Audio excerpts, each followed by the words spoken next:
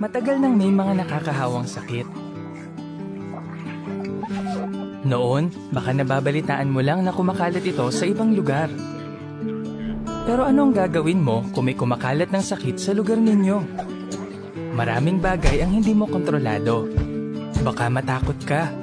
Pero marami ka pa rin magagawa para maprotektahan ang sarili mo at maingatan ang kalusugan mo.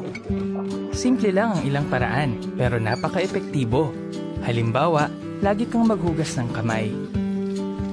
Kung maghuhugas ka ng kamay at least 20 seconds, mapapatay na ng sabon at tubig ang mga virus o bakterya. Pwede ka rin gumamit ng alcohol o hand sanitizer. Kapag nauubo ka o nababahing, gumamit ng tissue o gawin ito sa bandang braso. Iwasan mo ring hawakan ng mukha mo, lalo na kung may hinawakan kang ibang bagay. Sundin ang mga tagubilin ng mga nasa otoridad. Baka sabihin nila na dapat sa bahay lang muna, magsuot ng mask kapag lalabas, at sundin ang inirerekomendang physical distancing.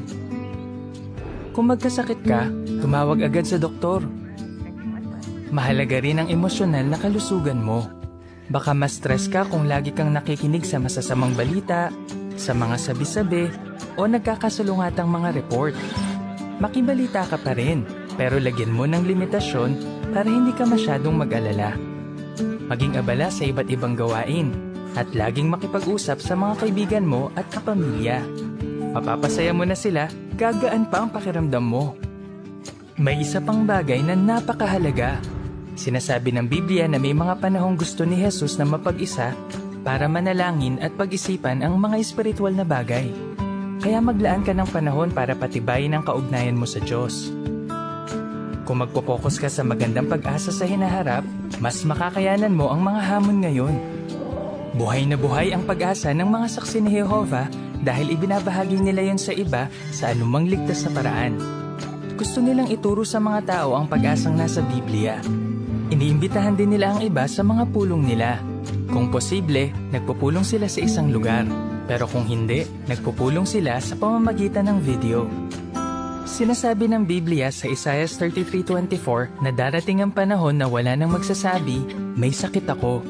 Pero habang hinihintay ang panahong yon, sinasabi sa Isaiah 30:15 na magkakaroon tayo ng lakas kung mananatili tayong panatag at magtitiwala. Kaya kapag may kumakalat na sakit, sikaping maging kalmado, makibalita, at ingatan ang iyong kalusugan.